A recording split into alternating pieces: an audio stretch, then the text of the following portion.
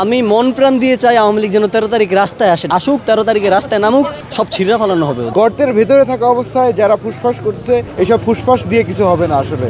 দেখেন, বাংলাদেশে তো আসলে কোনো করোনা মহামারীর মতো অন্য কোনো মহামারী চলছে না যে বাংলাদেশে লকডাউন থাকবে। আমি মন প্রাণ দিয়ে চাই আওয়ামী লীগ যেন 13 তারিখ রাস্তায় আসে, দেখি ওরা কিভাবে রাস্তায় আসে। শুধু আমি না, আমি বিশ্বাস করি বিপ্লবী ছাত্র জনতা সবাই থাকবে, হ্যাঁ, আওয়ামী লীগের পেছনে এবং সামনে, যেভাবে আওয়ামী লীগের মানে হাত পা ভাঙা দেওয়ার জন্য যত ব্যবস্থা করা যায়। আর ওদের এই সাহস কোথা থেকে আসে? ওরা আবার আওয়ামী লীগ হয়ে আওয়ামী লীগ ব্যানারে 13 তারিখ লকডাউনের ঘোষণা দেয়। এই যে ওরা এই যে 13 তারিখ লকডাউনের ঘোষণাটা দিছে, এইটাও ইন্টারিম সরকারের এক ধরনের ব্যর্থতা। ইন্টারিম সরকার যদি এতদিনে আওয়ামী লীগকে মানে যেভাবে জার্মানিতে নাৎসি পার্টি নিষিদ্ধ হয়েছিল, যেভাবে তারা ব্যান হয়েছিল, আওয়ামী লীগকে যদি এতদিন এইভাবে প্রসেস, আওয়ামী লীগ তো রাজনৈতিক দল না, আওয়ামী লীগ তো রাজনৈতিক কর্মকাণ্ড করে নাই। ওরা যা করছে বিগত 16 বছর সব ছিল সন্ত্রাসী কর্মকাণ্ড।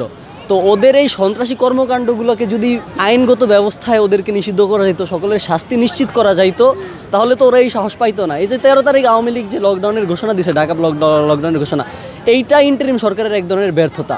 তবে ইন্টারিম সরকার ব্যর্থ হইলো, আমি মনে করি ছাত্র জনতা ব্যর্থ হবে না। তারা আসুক 13 তারিখে রাস্তায় নামুক, সব ছিঁড়া ফেলানো হবে।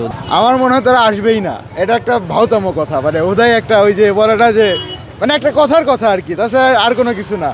রিউমার ছড়ানোই তাদের কাজ। এখন তো তাদের অন্য কোনো কাজ নাই, কি করবে? ঘরে বসে থেকে তো আর কোনো কিছু অ্যাচিভ করা যায় না। এখন দেখা যাক ওরা কি করে। সো তারা তাদের মতো কাজ করবে, আমাদের উচিত ওই কথায় কান না দেয়া।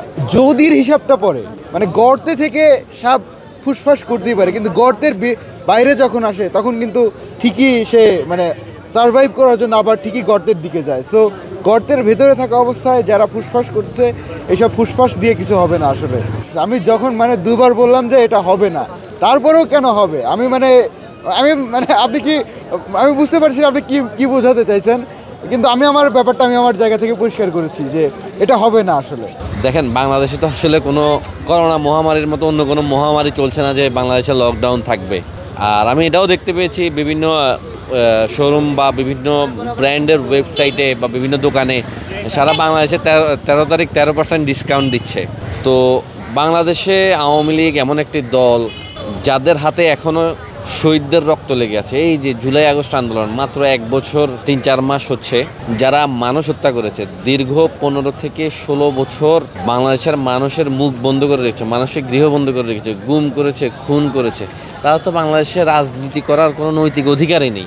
সে জায়গায় তারা লকডাউনের ডাক দেয়। বাংলাদেশে তারা অবৈধভাবে ক্ষমতা থাকাকালীনই তারা দেউলিয়া হয়ে গিয়েছিল। এখন সম্ভবত তারা হচ্ছে মানসিকভাবে মানে ভারসাম্য হারিয়েছে, তাদের দলের নীতি নির্ধারক বা যারা নেতা আছে তারাই।